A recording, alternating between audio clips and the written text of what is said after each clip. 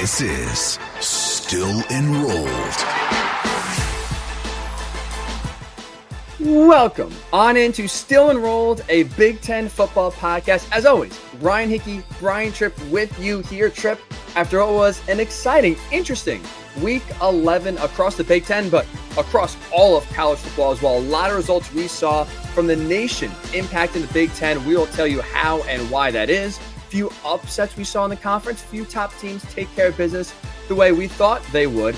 But what's exciting also, Tripp, is not only are we really entering now the final few weeks here of the regular season with some big-time games still on the schedule, but us here at Still Enrolled, expanding, continue to enter new horizons. It's really exciting, Tripp, that not only now is the Big Ten, right, having some exciting football, but us as a podcast, we're entering some exciting waters here.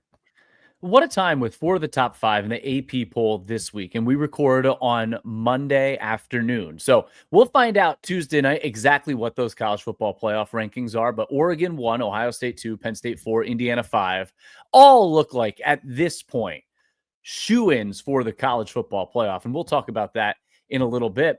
But our podcast, we've seen the growth on YouTube. We've seen it from Spotify, Apple, Odyssey, wherever you get your podcasts from. But we're also entering the radio space for the first time now. So we welcome our new radio audience to the Still Enrolled podcast as we are on in-state college. So that is very, very exciting.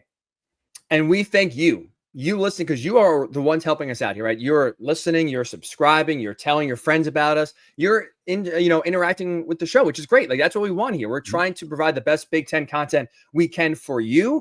And by you, again, for free, liking, subscribing, telling your friends, you help us grow, which hopefully will make the podcast going forward that much better. So a big thank you to you. Thank you here as we enter, again, the home stretch for your support, your continued support, and hopefully expansion here, like you said, as well, Tripp.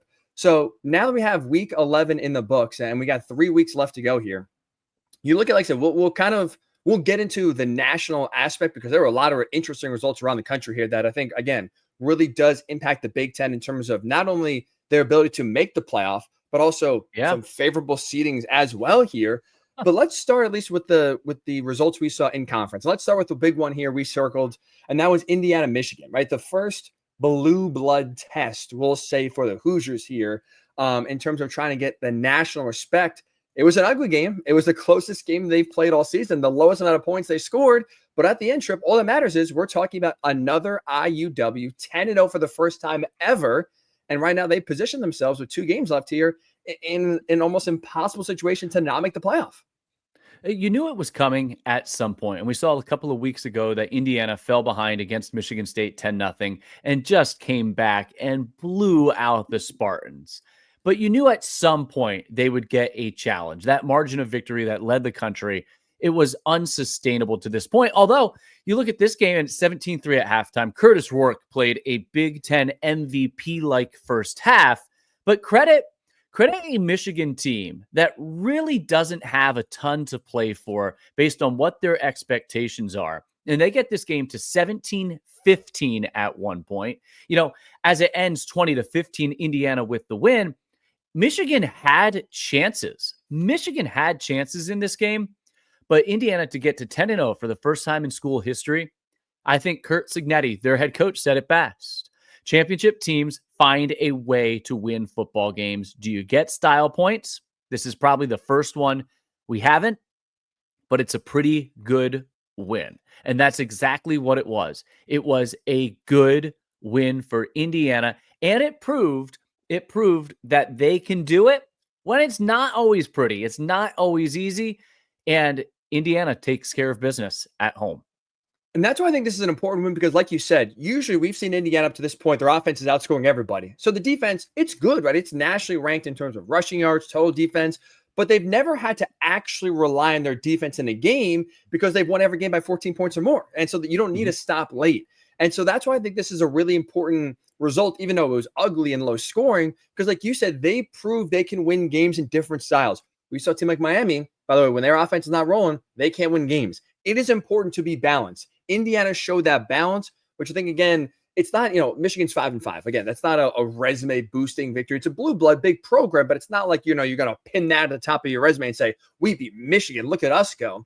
But I think how you did it is really important because they can win games in different ways. And they also showed you too, Trip, that when the game gets tight, right? This is the first time they've been in a one-score game. They can make plays. Their offense didn't come through, but the defense did. And when you need that one stop, kind of like the Chiefs in a way, they get that stop, whether it's from the off, they get that play, I should say, whether it's offense making a play or now defense making a play as well. They are very well rounded. The stats show that, but you didn't really get a chance to see it in game. I thought they showed that here against Michigan. That's why it's a big win, important win for the Hoosiers.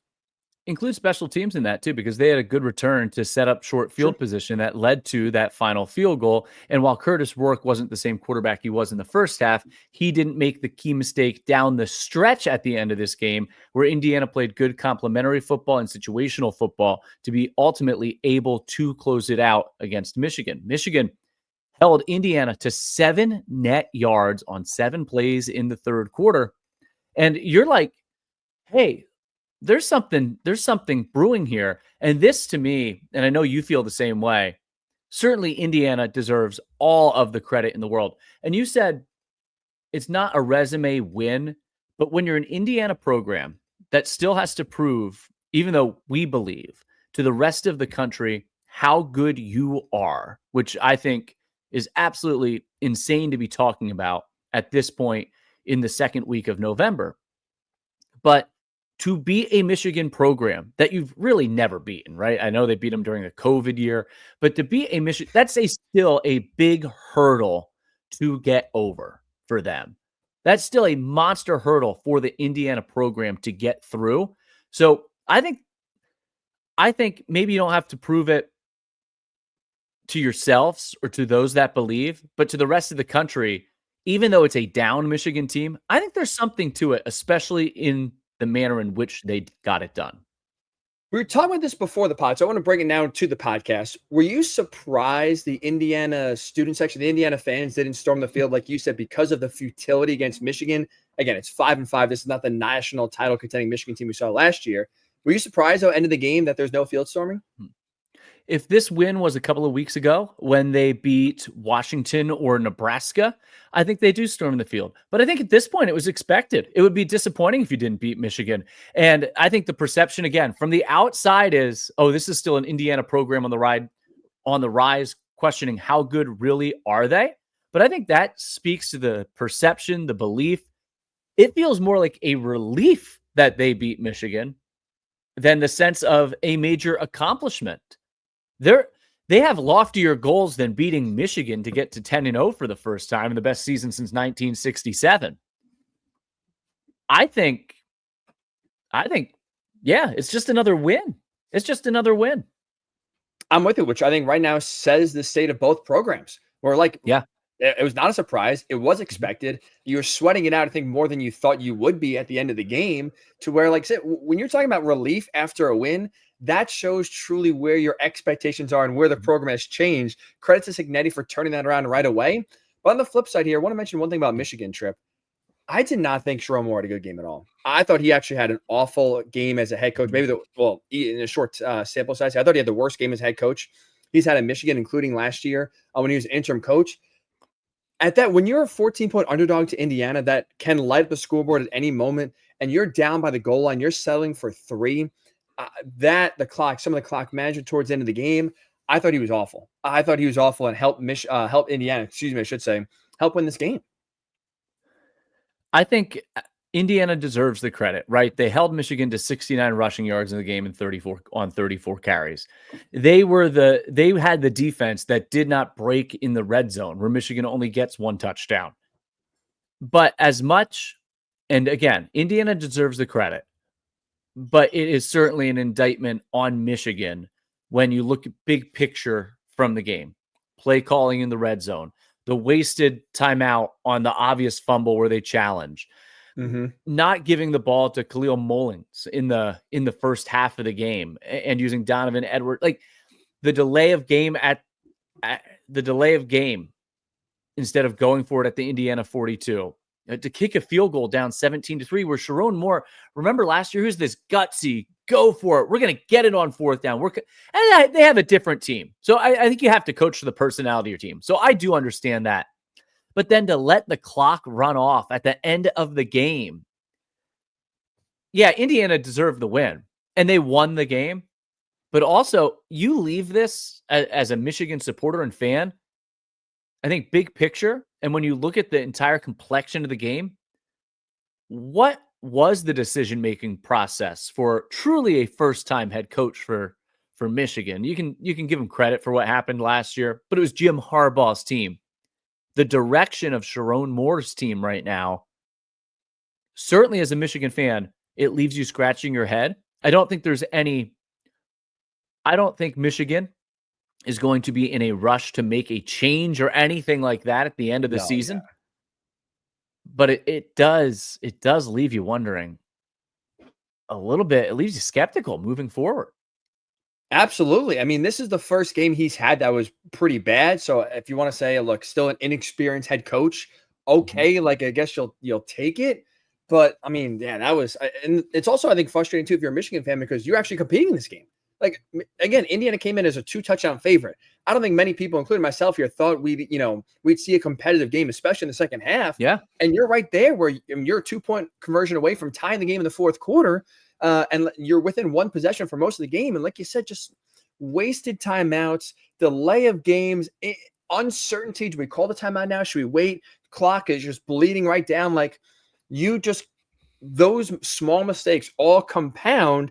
And I'm with you. Like his coaching alone was not the reason why Michigan lost. I would not say it's the difference between a win or a loss, but it certainly could have, impacted your win probability by if you just make some better decisions or you're decisive and know what you do. So at least for Michigan, I guess he did get his guys ready to play. He did have them competitive and maybe a game that we didn't think they would be. But yeah, that's one where you really hope he learns. And that's really where we'll see the growth now of Sharon Moore moving forward, right? This season, again, is lost at 5-5. And now you're just playing for a bowl game. But like now moving forward into next year and the year after that, when you talk about the trajectory of the program, part of that is going to depend on how he is as an in-game manager. And if he can't learn from these mistakes on Saturday in Bloomington, it's going to be rough. If he can, if this is just, okay, rookie experience, learning curve, we're going to get better, then you got to feel good about the direction of this program. But it's definitely one where, like you said, you don't feel good about it coming out of Saturday. Indiana, a closer game than expected, as we both discussed. I thought they would be a team that covers the spread against them. I thought it was a good matchup for Indiana. I think everyone kind of knew this weekend that Oregon and Ohio State would take care of business. But Penn State, the way in which they dominated this weekend, having to bounce back after their first loss against Ohio State, 35-6 in the whiteout, a perfect first half against Washington, 4 for 4 on touchdown drives, 28-0 lead at halftime. I think you're looking at Penn State putting together after a loss, right? The question, after a loss, how do they respond? What kind of team are they? Can they bounce back from a loss in this new era of college football? You have to have a different mindset as a player, knowing that your entire season is still in front of you. And as a coaching staff, as an organization, as a program, as a fan base, you have to shift your mindset where in previous years, your entire season was defined by 1 or 2 games, the games against Ohio State or Michigan. It wasn't. And Penn State put together its best half of the season. And then you can't really evaluate the rest of the game because the game was over at halftime against Washington. I agree. And like I said, I didn't know. I thought this game was going to be close early, and I thought maybe Penn State at the end, okay, pull away, cover the 2-touchdown spread. Like I really thought a letdown was going to happen. You kind of felt it after last week against Ohio State. All the air left State College. And again, even though your playoff hopes are still very much alive, it's tough to bounce back from a loss like that when there's so much anticipation. I give them a lot of credit. I think James Franklin deserves a lot of credit here for having his guys ready to play. They came out sharp, Trip, but also, too, I like the fact that they proved just a week later they recognized what they did wrong against Ohio State and made sure to fix it. You saw the receivers step up. The passing game was extremely efficient against one of the best pass defenses in all of college football. It was good to see Trey Wallace, after I thought it was a rough game against Ohio State, really come back, make some good catches, make some big plays down the field, and be explosive. You saw the receivers overall for Penn State play better than they did against Ohio State. You saw Tyler Warren and the play calling differ in the red zone against Washington compared to the way he did against Ohio State. Look, I'm not trying to get carried away because it is Washington now. They have a great pass defense, but again, other than that, they're an average team. They're 5-5. They're ho-hum. But I think it is encouraging if you're a Penn State fan to see the growth and the self-awareness of, okay, this is what we failed to do against Ohio State. This is how we're going to make sure those problems don't rear their ugly heads again the next week. And they quickly not only came out strong, but I think addressed and improved the areas that led to a loss against Ohio State. Yeah, and I think the biggest of those, and you mentioned and touched on a lot of really important ones, especially Tyler Warren and his effectiveness and efficiency inside the red zone, not just as a pass catcher, but taking the snap and being able to run with the football. But that ultimately comes back to what Penn State did up front on the offensive and defensive lines in this game. If you look at the surprising thing to me about the defeat against Ohio State, was that Ohio State was able to run the ball to the effectiveness at which they did with Judkins and Henderson, particularly the championship drive they made at the end of the game that all started with a 4-yard quarterback sneak from their own 1-yard line. I thought this was an interesting matchup because a strength of Washington all year, certainly their pass defense is better than their run defense, and they've been susceptible to the run, but still a good Washington defense. And also a good Washington run game with Jonah Coleman. And I thought Penn State won this game up front on the offensive and defensive lines. And you talk about a turnaround from literally 7 days ago to then 1 week later to put together that performance, 266 rushing yards. Katron Allen, 98 rushing yards in the game. I know that's padded a bit by Corey Smith's long run at the end, but you play 60 minutes. Penn State held Washington and Jonah Coleman, who'd been really good, to 11 carries, 24 yards, and Washington as a team to 74 rush yards. And a lot of those yards were junk yards in the second half when they changed quarterbacks. Penn State's offensive line, to go along with its run game, did not allow a tackle for loss and did not allow a sack. And meanwhile, Abdul Carter was running wild on the other side for Penn State, and maybe his best game as he makes that switch to the new position. The unique thing now is you need to be at your best at the end of the year. And while it's just a measuring stick against a 5-5 Washington team that's 0-4, has 5 losses away from their home field, 0-4 in true road games this year, has not been good on the road. You look in Penn State, if you're trying to look at, did you learn? Did you grow from the Ohio State game? And you have to say in every area they did. And a quarterback who didn't have the brace on his knee this week. Not that I think he was limited at all, Drew Aller, against Ohio State with his mobility and running the football, but who picked apart a pretty elite Washington pass defense. 20 for 28, 220 yards, a touchdown. And you mentioned the receivers making plays. But some of the windows, a couple throws to Wallace, one to Warren, one to Liam Clifford, Julian Fleming making a couple plays. That was a pretty complete performance from Penn State. You mentioned the opponent, but you talk about growth and trying to be your best at the end of the year. If you're a Penn State fan, you have to feel incredibly, incredibly optimistic, not just about bouncing back, but how they bounced back.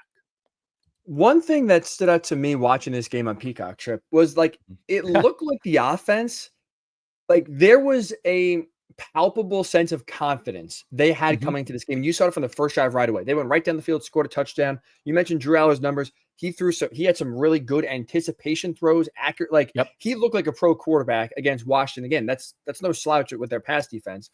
But I really could tell in the pass game, the run game, blocking up front, even the play calling, there was to me a discernible sense of confidence of, we got this, we're going to execute, we're going to have a great game here. We know we can get this done, that I thought was not all the way there against Ohio State.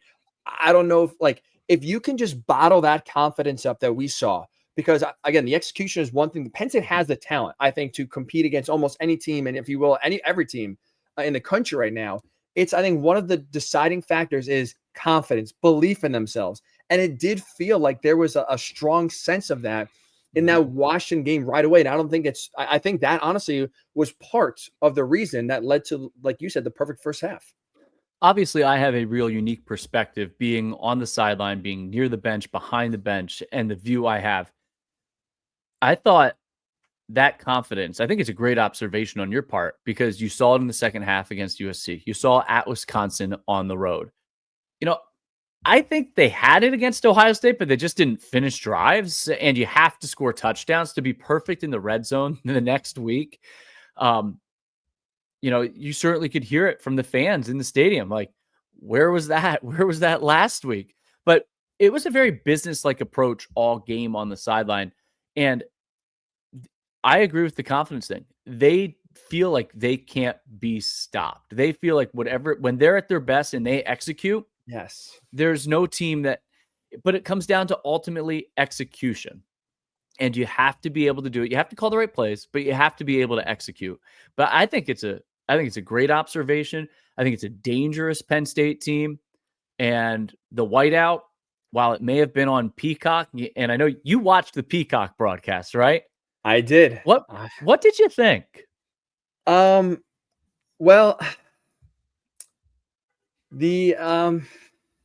it definitely did not feel like a big game. I will say that's for sure. The announcers, I think a lot of people would agree here, were interesting. Colt McCoy, great quarterback. Still raw in the booth for sure, to say the least. I thought, at least from a this is my big thing. I think the whiteout every year should be for the biggest game, regardless of time. I thought the Ohio State game should have been the whiteout, even though it's at noon. For me, that's what it should have been. I will admit, watching this game a week later, it looks great at night. Like it does look very good. And I was surprised, not doubting the Penn State faithful, I was surprised after last week, it sounded like the crowd was into it. And again, that was like a game where you would have no idea. It almost felt like a funeral the week before against Ohio State. So I give the crowd credit. They showed up. They were loud. It looked, from a viewing perspective, great on TV. It's a shame that it was buried on Peacock. And again, I think for me, it should still be the biggest game, but that's a losing battle. I admit I will never win. Yeah. So there are multiple implications. You saw the amount of recruits on the field on Saturday night. They want to showcase the whiteout at night and the environment. I don't disagree with you that your biggest game, and I think there's a fatigue among these themes that you offer, right? We talked about this last week. Whiteout, student whiteout, stripe out, helmet stripe, whiteout energy. Look, if you want to do a whiteout at night, then just do another whiteout against your biggest game, Ohio State, Oregon, Michigan, whoever's coming to town. And I think it's more of a fatigue and a marketing ploy. You don't want, whether it's on Peacock or not, and I think you can certainly make an argument that you don't want to devalue your big brands in the Big Ten with games allocated to streaming or Big Noon or whatever it may be. I get that argument. And I think it is a valid argument.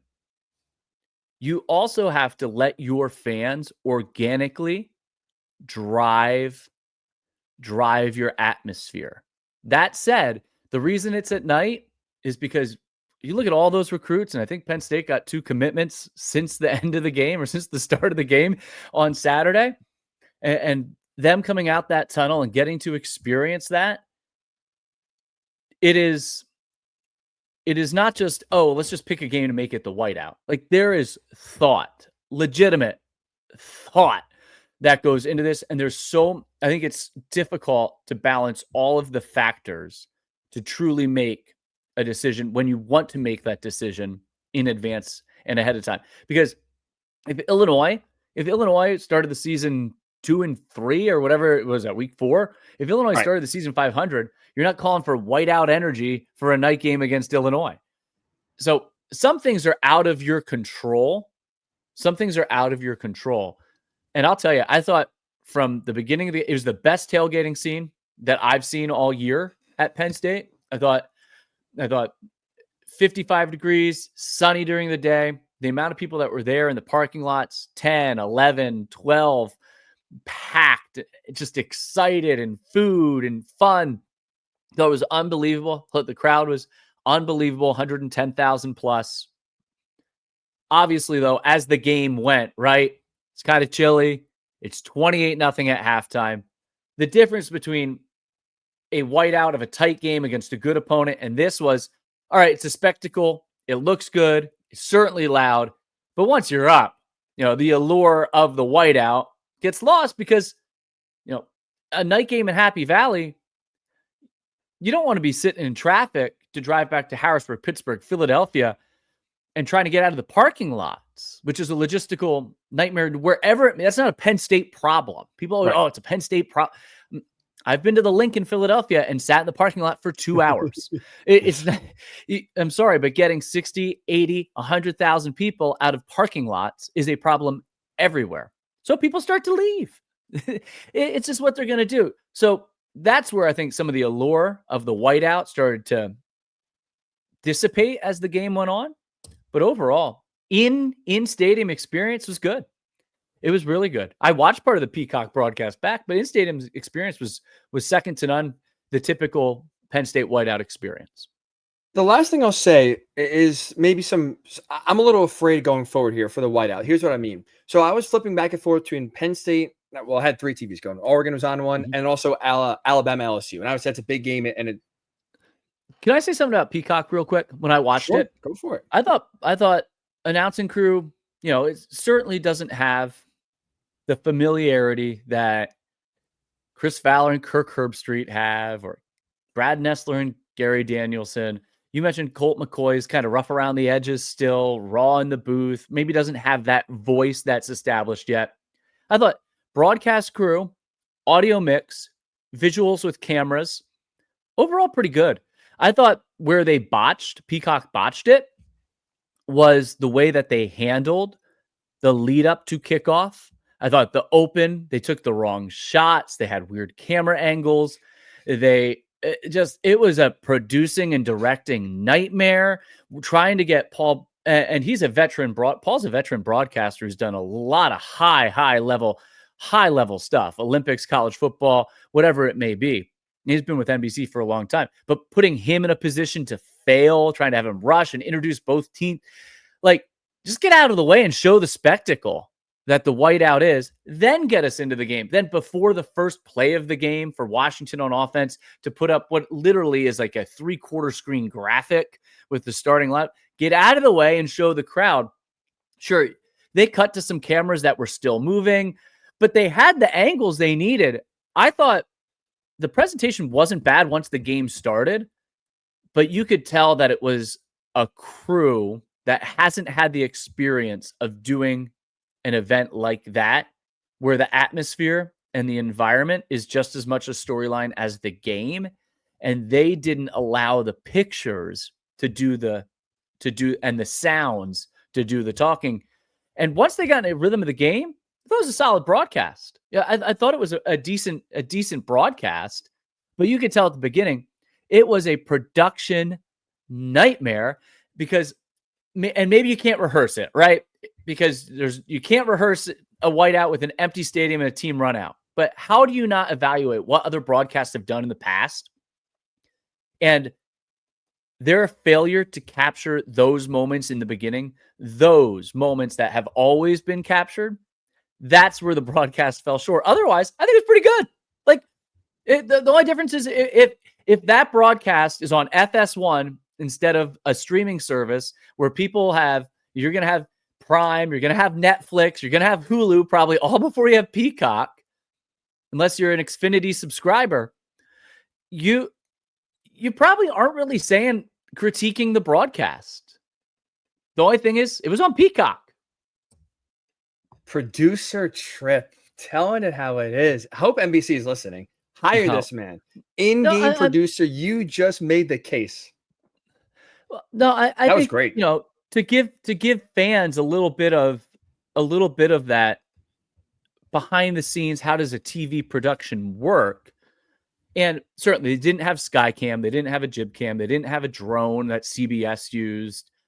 They didn't have all the resources at their disposal for a Peacock broadcast when you have ESPN or a Fox here or NBC, their main crews that are going to have 30, 40 camera angles. NBC's staff last year for Penn State, West Virginia to open the season had 250 credentialed media members on their staff.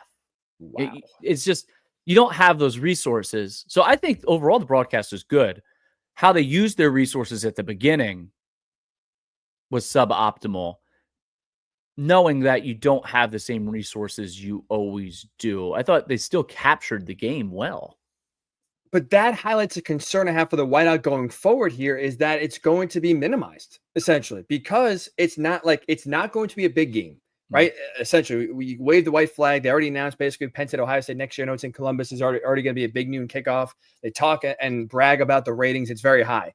So now if you're Penn State at best, right, you're going to have maybe your second best opponent at home be the whiteout, maybe the third best, in this case, Washington, they're probably the third best team Penn State's played at home this year. So you're going to have the opponent be minimized just because of TV, which means you're going to have the broadcast be minimized because now if you're playing a okay game, we're not going to put it, in prime time. We're not going to put it on our big networks because who really cares? So now you're going to have the whiteout kind of pushed to the side and the significance around it, the buildup around it, which is part of the allure and the mystique, is wiped away. And now, whether it's in game, like you said, when you're blowing out Washington at the half, and it's like, okay, well, this game's really over. There's no point in kind of staying or yelling or being loud or being into it because you're up 28-0 and Jed Fish is kicking field goals. By the way, Jed, can we go for it, please? You're down 28-0. What do we do with kicking field goals? That's a whole. Brought his white flag to the whiteout. Holy smokes, that was some awful coach. Sharon Moore sitting there saying, "Boy, you think I was bad? That was be aggressive." But how about Ohio State? Ohio State, 5 of their final 6 games, and now their game this week against Northwestern at Wrigley's at noon on BTN, which is an 11 a.m. Central. 5 of Ohio State's final 6 games are all big noon kickoffs. You don't think they're like this isn't a Penn State. Penn State fans want to make it a Penn State thing because of the whiteout and being one of the events that you circle on your calendar in college football. It's more than a Penn. This is the nature of the TV contracts today. 5 of Ohio State's 6 games, final 6 games, are all big noon kickoffs. So that's the world we live in with these TV contracts today. And when CBS got the SEC rights, it wasn't like all of a sudden, yes, we got the 3:30 SEC window. No, they made it something. So it's up to these networks.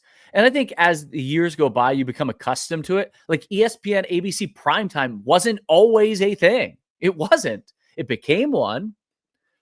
So I think as fans will learn to adapt and grow. But when you do have these moments, experiences, games, it's going to be a delicate balance to preserve what fans have grown accustomed to while also try to push the envelope for your conference, for your TV. Here's, as I sit and watch NFL games yesterday, and I'm watching Eagles Cowboys.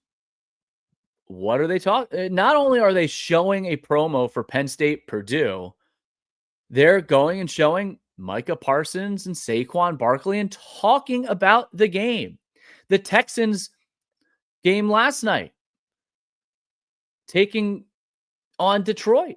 They're showing the promo for Oregon, Wisconsin. And then not only are they just showing the promo, Mike Tirico is talking about players who played at those schools and talking about the Big Ten.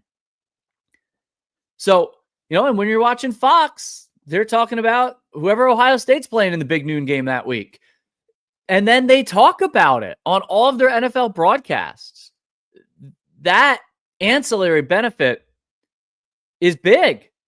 If you're a recruitable college football player, or you're someone that wants to consider where they're going to school, and you're watching the NFL, they went to Ohio, they went to Penn, they went to Wisconsin, they went to Oregon. I want to play in the Big Ten. I want to play in the Big Ten. NFL ratings are monster ratings compared to college football ratings, and to have that crossover promotion, but then also, besides just throwing up a commercial or a promo for the game, to have the announcers talk about it. I think that's where the Big Ten was trying to think ahead with their foresight. We're seeing the bad of it with these games and the streaming and the juggling of networks, and your game could be at noon, 3:30, or at night and still be considered a big game. But there are also other benefits to it that not many people are talking about that are evident about this new TV contract. There are benefits. Unfortunately, the benefits fans don't care about. Let's be real. Look, I don't know if an Oregon fan is care. I think they'd rather have a primetime game than have Mike Tirico talk about the Ducks. That's there are benefits, but also fans, right? They want their benefits in their mind are big game primetime. And if that's not happening, I don't know if Jim Nantz mentioning a Penn State Purdue game on CBS next week is going to get them all fired up. But I think it's not that this has had a direct correlation to where they're at right now. But if the Big Ten is consistently having 4 of the top 5 teams in the country, isn't that the most important thing? Yes. At the end of the day, yes. Winning is important. Yes. Yeah. Winning trumps all. It trumps game times. It trumps network location. Yes. Yes. As long as you win, all else is forgiven. No one, if Penn State beat Ohio State last week, no one's complaining about the game time. That I can promise you. You are right about that. Speaking of Ohio State, they did what we thought, Trip. They covered the spread. They beat there we go. Let's get the right graphic up. They beat Purdue 45-0. We talked about the 38-point spread before the game for a conference game, and they left no doubt in a game that was let's say not a surprise whatsoever.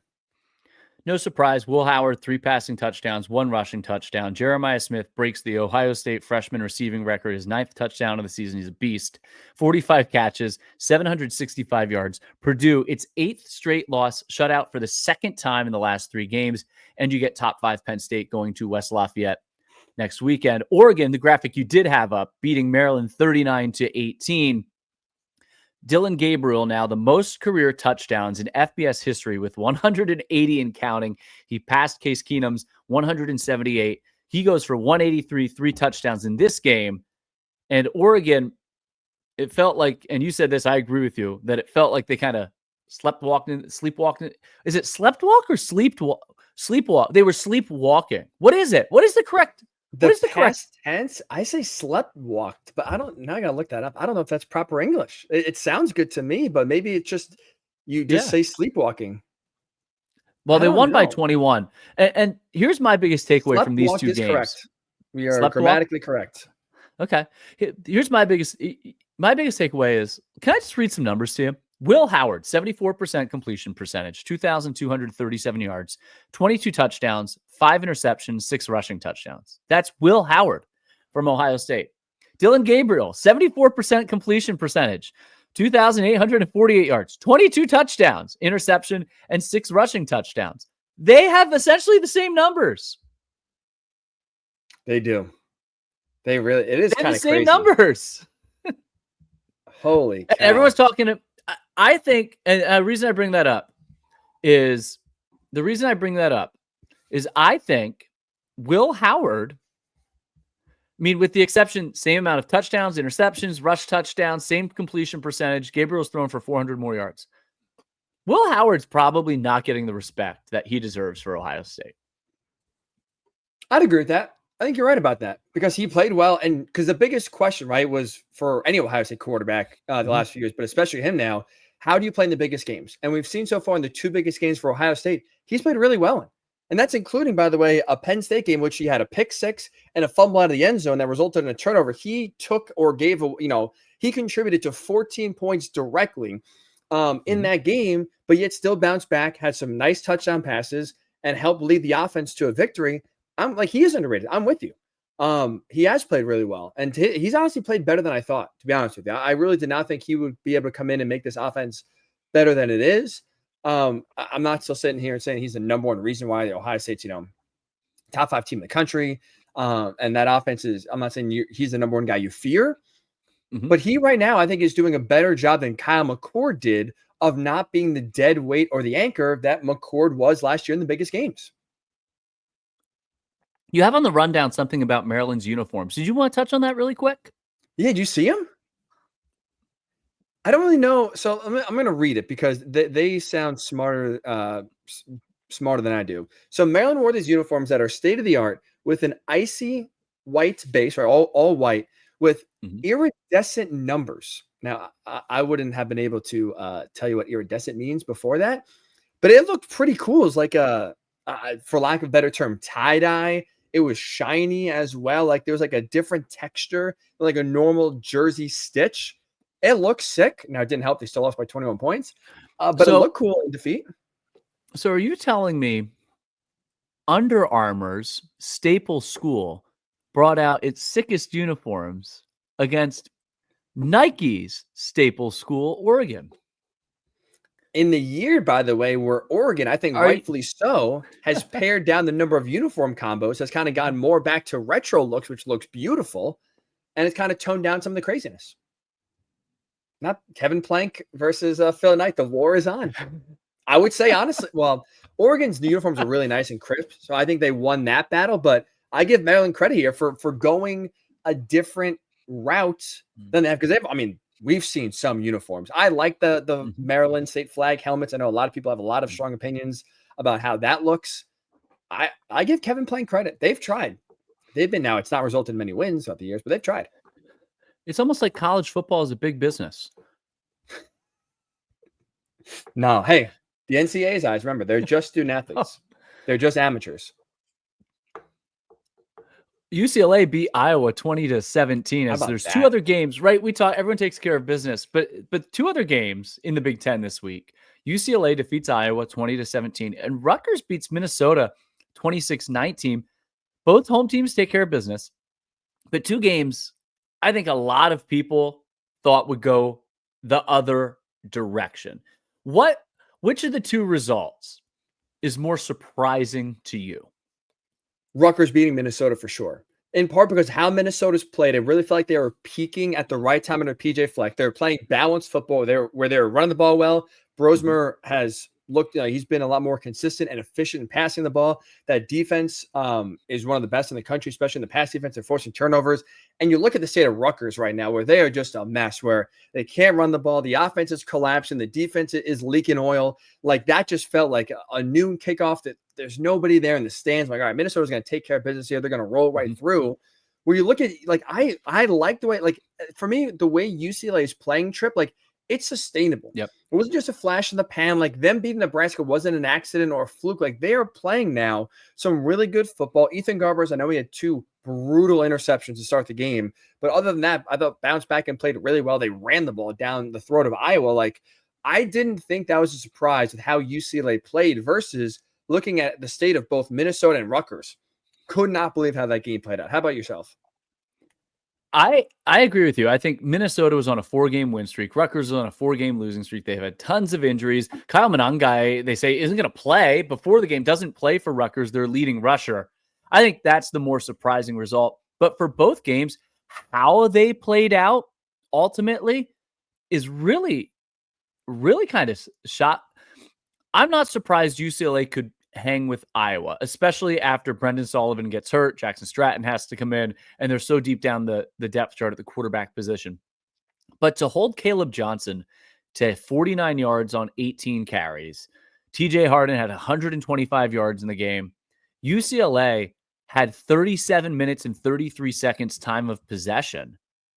How they dominated Iowa kind of at their own game is pretty shocking to me, but the Rutgers result still is the more stunning result ultimately, especially because they did it without Monangai. Ethan Kaliakmanis, despite some drops by his wide receivers, does it against his former team, 17 for 33, 240 yards, 3 touchdowns, and a run defense that's been banged up for Rutgers holds Darius Taylor to 28 yards. Minnesota looked like, hey, no doubt that's the 5th best team in the Big Ten. They're playing really good football. They've gotten better as the year goes on, but a huge win for Rutgers to put them in contention for bowl eligibility when it looked like they were going to miss a bowl game because of their recent stretch. Absolutely. That's a really, really good win for Rutgers. And again, a really good win for UCLA. Speaking of bowl eligibility, let me ask you this, Trip here. Let's look at it from UCLA's perspective. They and USC now have the same record. They're 4-5. They play each other in 2 weeks from now. Who would you say right now is the better chance of making a bowl game? Is it USC or is it UCLA? By the way, a question I thought we'd be talking about this late in the season. For some, I think the easy answer is UCLA because of how they're playing. But we spent so much time last week talking about the quarterback change for USC.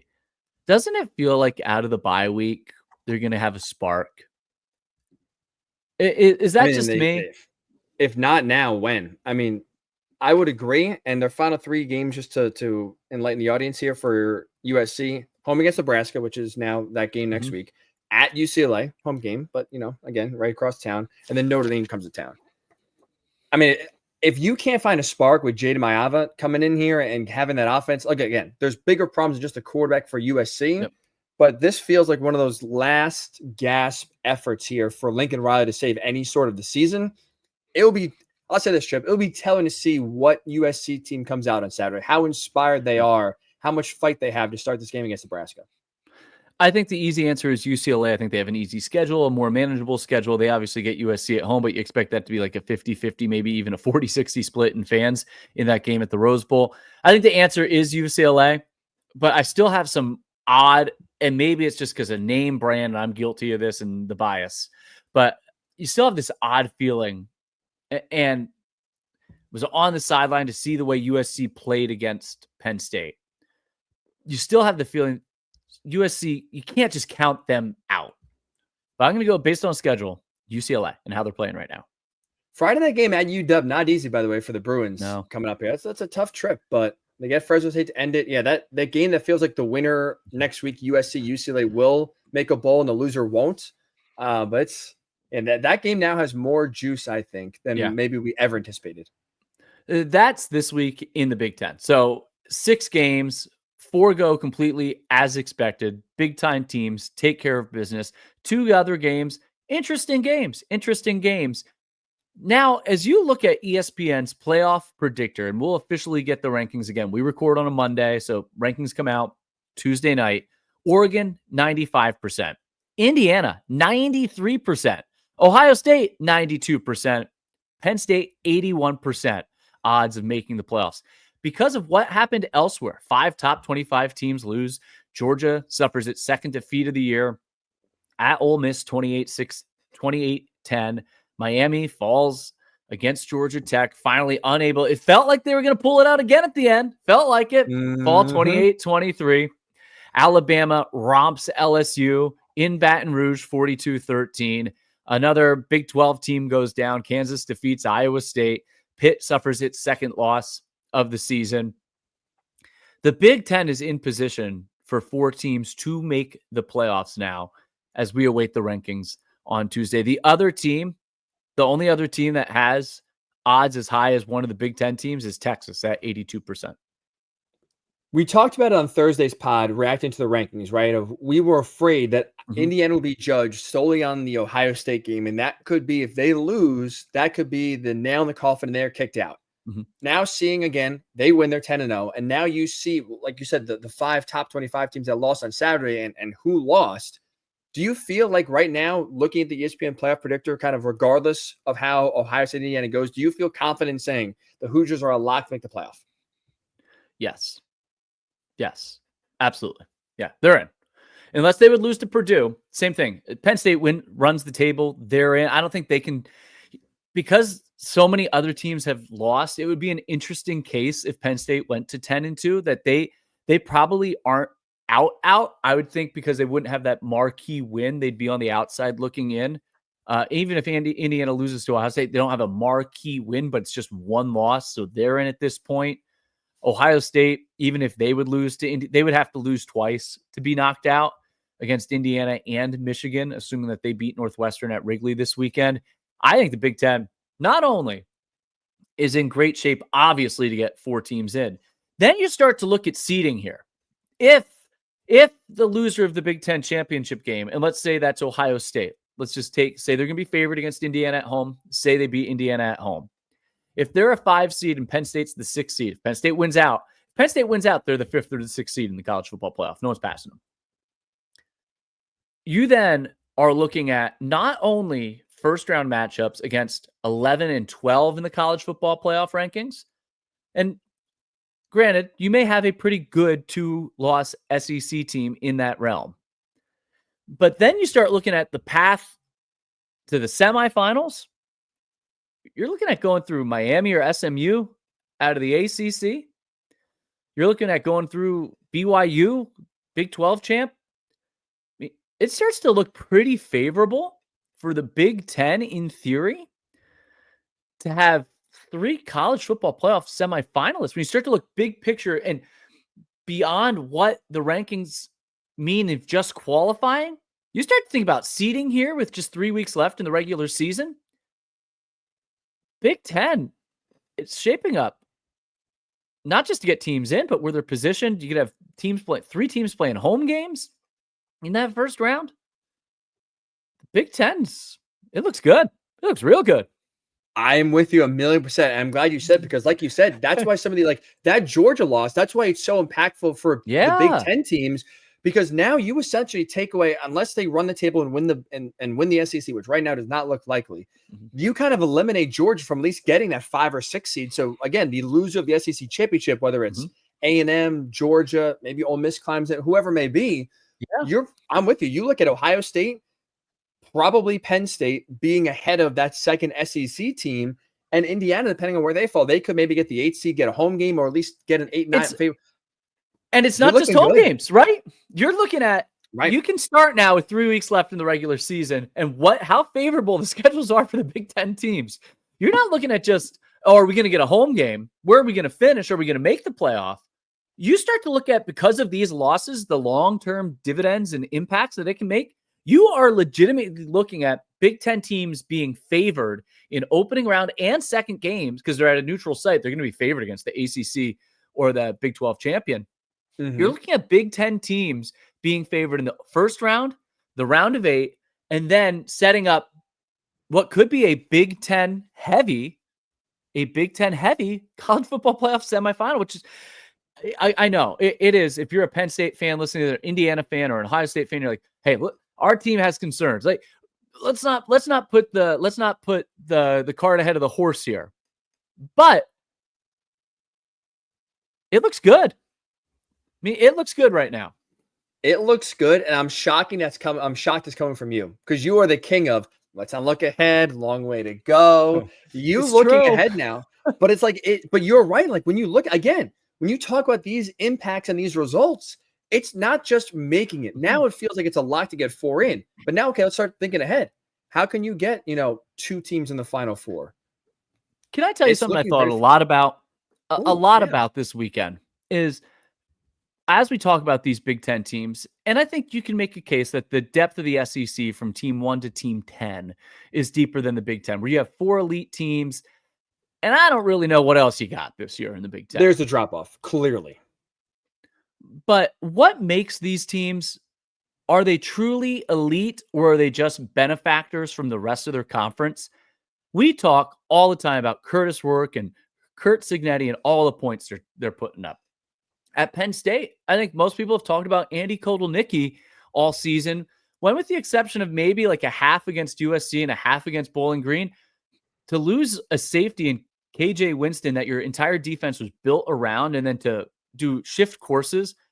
Tom Allen has been just as impactful as Andy Kotelnicki, if not more, to inherit the reins from Manny Diaz and take that Penn State defense to where it's at right now. Oregon, sure, we want to talk about Dylan Gabriel and what they have at receiver and James and their offensive line coming together. Their defense is darn good. And Ohio State, we want to talk about Smith, Igbuka, Henderson, Judkins, Howard, and their offensive line issue, but rightfully so. Like, yeah, we want to talk about their offense, but their defense. What makes these teams elite, regardless of what's going on elsewhere in the conference, is I think Penn State, Indiana, Ohio State, and Oregon. Why are they elite? Because they're balanced, they're good on offense, but they have great defenses. And we don't talk enough about that. And that's why I think all 4 are truly championship contenders. You're usually the guy at the hot takes. I think all 4 are national championship contenders because of what they can do offensively and defensively, because of the experience they have. These are elite teams. They really are, no matter what's going on elsewhere in the Big Ten. You put some numbers in our Google Doc that I want to share with the audience here to back up what you just said. When you look at scoring defense, in terms of the top 10, the Big Ten is 4 of the top 10 scoring defenses. Ohio State 2, Indiana 7, 13.8 points per game, Penn State 8, Oregon 9. Total defense, same thing. 4 teams in the top 10. So I'm with you. And then you look at how the rest of college football plays out. And the reason why these teams are at the top is because they can win both ways. And someone's going to say, well, that's because the strength of the SEC. I'm sorry. Arkansas, Kentucky, Florida. It's not like when their offense is walking the door, you're going, that's a great offense. I'm not sure. No, this league, the defenses deserve just as much discussion as the offenses. And that's why these 4 teams all have an opportunity to win a national championship. Total defense, right? You're talking about that number. All in the top 10. Rushing defense. Indiana has the best rushing defense in the country. 72 yards per game. They're good. And you could you could go all 3 levels. D-line, linebacker, secondary for each of these teams and point out 1 or 2 guys who are next level players at each level. Even Indiana. I know I've beaten the Kamara drum on the D-line all year long and Fisher at linebacker. Yep. But they have different guys step up and make plays at each level every week. And what do you hear, right, around the country in previous years when the Big Ten can't get it done, when Ohio State loses a big game, when Penn State loses a big game, when Michigan loses to like an out-of-conference opponent, they always talk about the physicality of the SEC. Nobody can compete with the speed and the physicality. Look at this year. They're, like you said, offensively and defensively, these 4 teams at the top are fast, physical, can win in different ways, can punch you in the mouth, can run through you, can run around you, can run by you. Like, it's not an accident for the top 5 teams in the AP poll. I know the AP poll is outdated, but I think it's at least a good barometer here as we wait for the second round of the college football playoff rankings. It's not an accident for the top 5 teams right now ranked or Big Ten teams. And look just how this weekend played out. Georgia right now has no offense. Carson Beck stinks. They can't rely on that offense to do anything. There's a reason why they have 2 losses already. Miami can't stop a nosebleed. And when their offense is bogged down, they can't win. BYU got very lucky to beat Utah, but that's a game, again, in which their offense really struggled for a large part of the game, could not get it done. You look at LSU's defense, stinks. Bama's defense has questions as well, but I mean, LSU USC beat LSU. I know it's a long time ago, and they're different teams. It's a long season. And it's not fair to judge a team on one game. But USC beat LSU. At their game. They played physical football. You know, we gave USC credit that game for winning in a physical manner, stopping the LSU run game. So the point is, like, you look around the rest of college football, so many of these top teams in the top 10 that are losing or coming close have deficiencies somewhere, offensively, defensively. Now, again, we talked about it. Oregon, Ohio State, Penn State, Indiana, they're not perfect. They're not bulletproof. But their deficiencies are a lot smaller, and their margin for error is a lot wider than some of the other teams right now they're competing against to win a national title. It's a great point by you because you're 100% right. And I think there's more parity in college football this year, but maybe the Big Ten, I don't think there's a Joe Burrow LSU team this year. I don't think there's a Clemson team that matched the best Dabo team that they had when they went on their run. But the Big Ten, I think, has separated itself. These 4 teams, and I am firmly including Indiana in that mix. I think these 4 teams have separated themselves from the rest of the country right now. To wrap it up, I'm with you. I think your hot take, and I love how roles reversed here. I think all 4 teams can win a national title. I'm with you. Yeah, and obviously it's defense, but the other area where I think these 4 teams are better than everyone else that they've played and anyone else in the country, maybe besides Texas, is the quarterback position. I would take any of those 4 guys, Gabriel, Howard, Aller, or Rourke. You're probably taking him over Beck.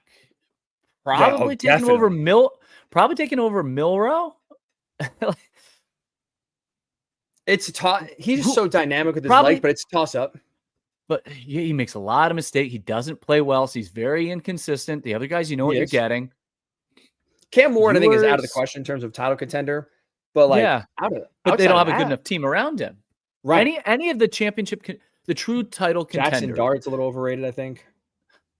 The true title contender, I would take the 4 I think it's the quarterbacks and the defense. As much as you want to talk all about offense, that's where these teams have the separating factor.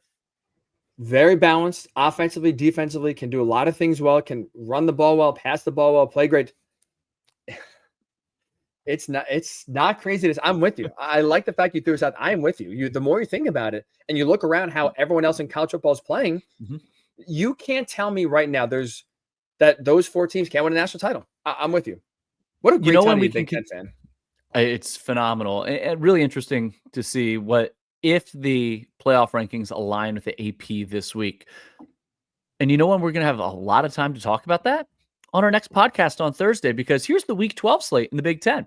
UCLA at Washington, Ohio State at Northwestern, Michigan State at Illinois, Penn State at Purdue, Nebraska at USC, Rutgers at Maryland, and Oregon at Wisconsin. So we'll have a lot of time to talk about it on Thursday, because there's not a whole hell of a lot to talk about on that schedule. Hey, you got Northwestern wearing the Gothic uniforms at Wrigley Field. Have some respect. I'm going to Wrigley to do a hockey game in January. You know that? That'd be exciting. Yeah. Dress, bundle up. It's going to be cold. That's going to be very cool. It'll be very, very. Penn State is playing Ohio State? Penn State's playing Notre Dame. So 6 of the Big Ten teams are playing. Minnesota's not playing in it. It's 2 games. It's 2 double headers, but one of the double headers is a women's hockey game between Wisconsin and Ohio State. Very cool. Very nice. Very nice. Before we get there, obviously we'll have some football for Northwestern at Wrigley Field starting this Saturday. Be very exciting there. But like Tripp said, it's going to be a lot of fun here on Thursday, a lot of fun here the last 2 weeks of the regular season. So this is your first time listening or watching, number one, welcome. Thank you for making us a part of your day. What? I got one last thing I forgot to add. I wanted to share it today. Just so fans know, the Goodyear Cotton Bowl Classic will be one of the semifinal games this year. It takes place on Friday, January 10th. Kickoff is not until 7:30 p.m., so the sun will be down at Texas in AT&T Stadium in Arlington, Texas, just so fans are aware. Jerry, his players can scream to the rooftops, I can't see. Let's put some damn curtains up. And he'll say, hey, great to be a Cowboy. Love that sun coming in. Don't you guys love it? My Eagles fans, I'm sure, are happy for the sun.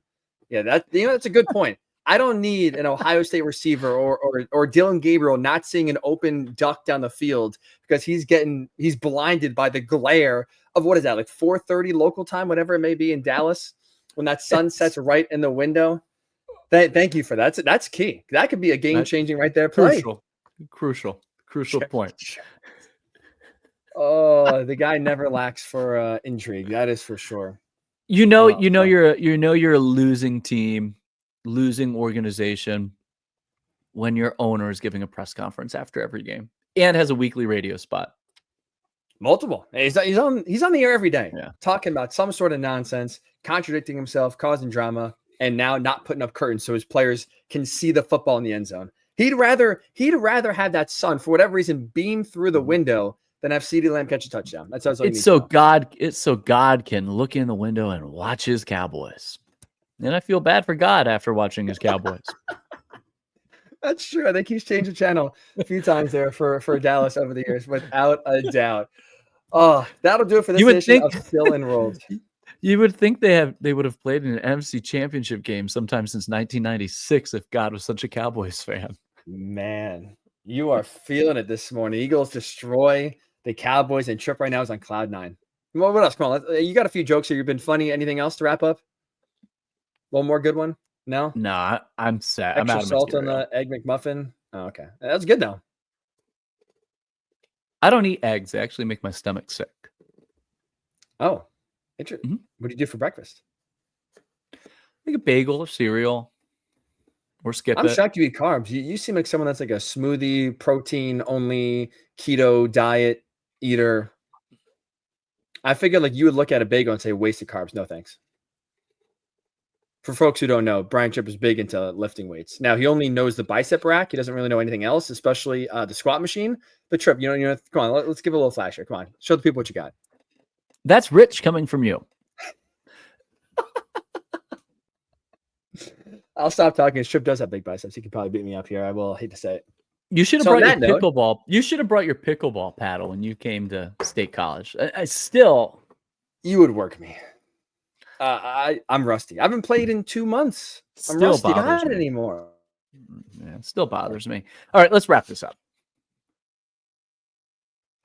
All right. On that note, enjoy the rest of your week. We'll be back on Thursday to break down all the Big Ten rankings, get you set for a week 12 in the Big Ten as well. Make sure you subscribe, download, tell your friends about us. Still Enrolled, a Big Ten football podcast. We'll talk to you Thursday right here on Still Enrolled.